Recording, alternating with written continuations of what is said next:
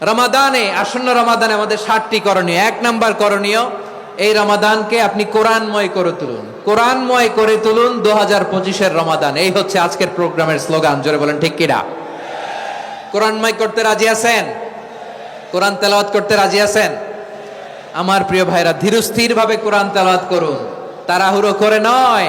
আনাস রাদিয়াল্লাহু তাআলা আনহু বলতেন, রুব্বা কারি লিল কোরআন ওয়াল কোরআন ইয়ালআনহু।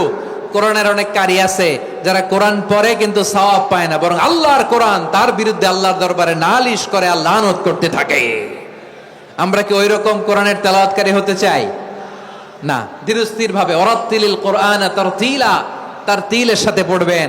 বিষ্ণু ঈসা ইসলাম কানা ইয়ামুদ্দু সাওতাহু মাদ্দান, টেনে টেনে পড়তেন। আলহামদুলিল্লাহি রাব্বিল আলামিন আর রহমানির রহিম মালিকি ইয়াউমিদ্দিন ইয়্যাকা না'বুদু ওয়া ইয়্যাকা নাস্তাঈন ইহদিনাস সিরাতাল মুস্তাকিম সিরাতাল লাযীনা আন'আমতা আলাইহিম গায়রিল মাগদুবি আলাইহিম ওয়ালাদ-দাল্লিন।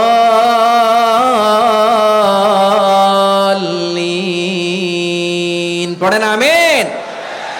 কানা ইয়ামুদ্দু সাওতাহু মাদ্দান, টেনে টেনে পড়তেন। ওয়া কানা ইউকাত্তিউ আয়াতাহু, ইউকাত্তিউ আয়াতান আয়াতান, প্রত্যেক আয়াত পড়ে পড়ে তিনি থামতেন। এভাবে কোরআন পড়তে হবে। আমাদের অনেক মা বোনেরা আজকের এই চাঁপাইনবাবগঞ্জের প্রোগ্রামের অনেকগুলো মহিলা প্যান্ডেল আমি ল্যান্ডিং করার সময় দেখেছি। আমার অনেক বোনেরা, ওনারা কোরআন খতম করতে যে এমন ভাবে তেলাওয়াত করেন, কোরআন তেলাওয়াতের আদব আর অবশিষ্ট থাকে না। আমরা তার তিলের সাথে তেলাওয়াত করব, যেমনটি আমি পড়ে শোনালাম। বিষ্ণু ইসলাম প্রতি আয়াত শেষে থামতেন, টেনে টেনে পড়তেন, তার তিলের সাথে পড়তেন, সুর করে পড়তেন। মানলাম ইয়াতাগান্না বিল কোরআন ফালাইসা মিন্না, যে সুর করে কোরআন পড়ে না সে আমার উম্মত হতে পারে। জাইনুল কোরআন বিআসওয়াতিকুম, বিষ্ণু বলেন সুর করে কোরআন পড়বা। অনেকে কোরআনের খতম তুলবার জন্য কোরআনরে একেবারে খতম করে দেয়, এরকম আছে না নাই? কোরআনের খতম তোলার জন্য কোরআনরে কি করে?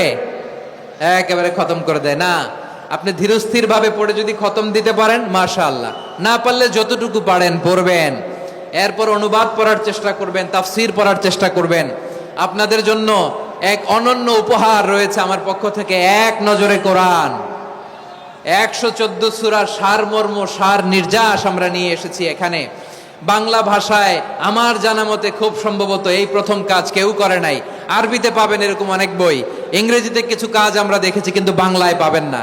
এত চমৎকার ভাবে আমরা সূরাগুলোর সারমর্ম, সার নির্যাস তুলে ধরার চেষ্টা করেছি।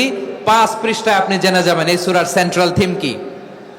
5 পৃষ্ঠায় জেনে যাবেন মেজর থিম কি, এই সূরায় কি কি নিয়ে আলোচনা করা হয়েছে, এই সূরা থেকে মূল লেসন কি, মূল শিক্ষা কি, সহজে আপনারা বুঝে যাবেন। সুযোগ হলে এটা সংগ্রহ করবেন আপনারা।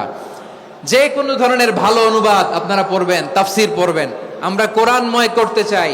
খতম কোরআনে রমাদানের 1 খতম দেওয়ার একটা সহজ পদ্ধতি হচ্ছে, রমাদানের প্রতি নামাজের পরে 4 পৃষ্ঠা। প্রতি নামাজের পরে কয় পৃষ্ঠা? 4 পৃষ্ঠা। তাহলে 5 ওয়াক্তে 4 পাঁচা 20 পৃষ্ঠা। হেফজে কোরআন গুলো 20 পৃষ্ঠা 1 পারা। এভাবে 30 দিনে আপনার 1 খতম হয়ে যাবে। আমরা যেন তার তিলের সাথে বিশুদ্ধভাবে কোরআন তেলাওয়াত করতে পারি, আল্লাহ তৌফিক দান করুক। পড়েন আমিন। 2 নাম্বার করণীয়, ধীরস্থির ভাবে তারাবির সালাতগুলো যেন আমরা আদায় করি। তাড়াহুড়ো করবেন না, আল্লাহর ওয়াস্তে তাড়াহুড়ো করবেন না, তাহলে কোরআন আমাদের জন্য বদদোয়া করবে। তাড়াহুড়ো করবেন তারাবির নামাজে।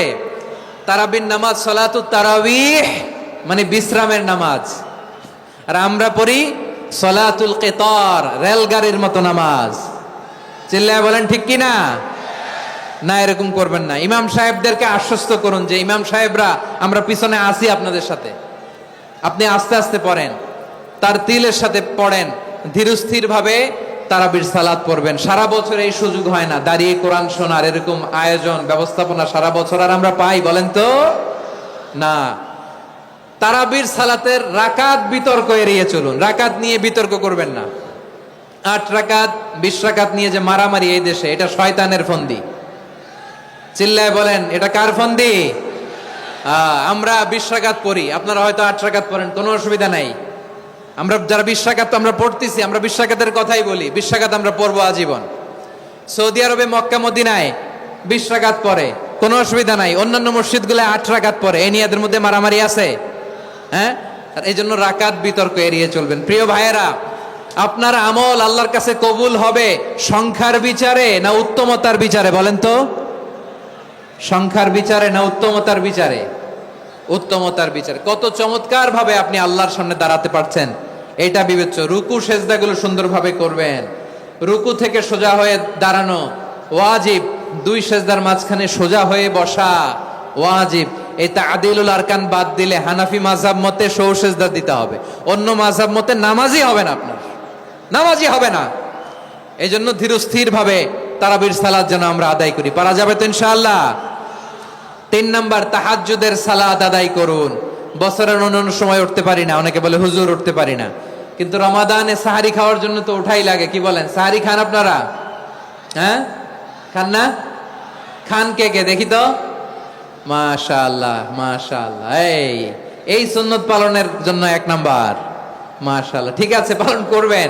আল্লাহর হাবিব বলেন তাসাহহারু ফা ইন্না ফিস সাহুরি বারাকা, তোমরা সাহারি খেও, কেননা সাহারির ভেতরে বরকত ঢুকায় দিয়েছে কে?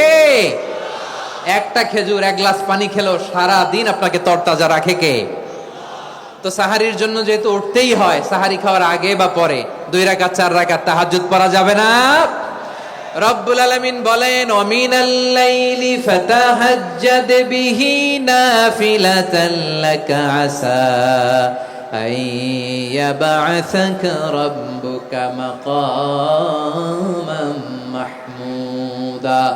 ও নবী, রাতের কিছু অংশ সময় তাহাজ্জুদের সালাত আপনি আদায় করবেন, কারণ এই তাহাজ্জুদ হলো আপনার জন্য নাফিলাতাল লাক, অতিরিক্ত ফরজ। আপনাকে মাকামে মাহমুদে অধিষ্ঠিত করবে কে? এজন্য যারা সম্মানিত হতে চান, সম্মানের আসনে যেতে চান, তাদের জন্য তাহাজ্জুদ অবধারিত। আমরা রমজানে সাহারির আগে তাহাজ্জুদ পড়তে চাই কি চাই না? এই নামাজটা আল্লাহ বড্ড ভালোবাসেন। কেন জানেন? কারণ গভীর ঘুমকে স্যাক্রিফাইস করে আমরা এই নামাজ পড়ি। ঘুমের আরবি জানা আছে কারো? ঘুমরে আরবিতে কি বলে? অনেকগুলো আরবি আছে। একটা আরবি হচ্ছে নুআস, তন্দ্রা, তন্দ্রা, আমানাতান নুআসা কোরআনে এসেছে। আরেকটা আছে ঝিমুনি, ঝিমুনি, এইভাবে ঝিমুনি আসে ঘুমের আগে, এটারে বলে সিনা। এটারে কি বলে? সিনা। স্বাভাবিক ঘুমকে আরবিতে বলে নাউম। স্বাভাবিক ঘুমকে কি বলে? এই সিনা আর নাউমকে আল্লাহ এক আয়াতে এনেছেন, লা তাখুযুহু সিনাতু ওয়ালা নাউম। আল্লাহর তন্দ্রা নাই, ঘুম নাই, ঘুমের আগে যে তন্দ্রা আছে ওইটাও নাই। তাহলে নুআস, সিনা, নাউম পেলাম। আরেকটা ঘুমের আরবি হচ্ছে হুজুদ। চাপাই নবাবগঞ্জ আওয়াজ করে বলেন, আরেকটা ঘুমের আরবি কি? হুজুদ। এটা মাঝরাতের ঘুম, শেষ রাতের ঘুম, যেই ঘুমটা বড্ড মজা লাগে। কাঁথা টেনে টেনে, ব্ল্যাঙ্কেট টেনে টেনে আরেকটু ঘুমাইতে মন চায়, আরেকটু, আর 1 মিনিট, আর 2 মিনিট, এরকম একটা মজার ঘুম শেষ রাতে আছে না নাই?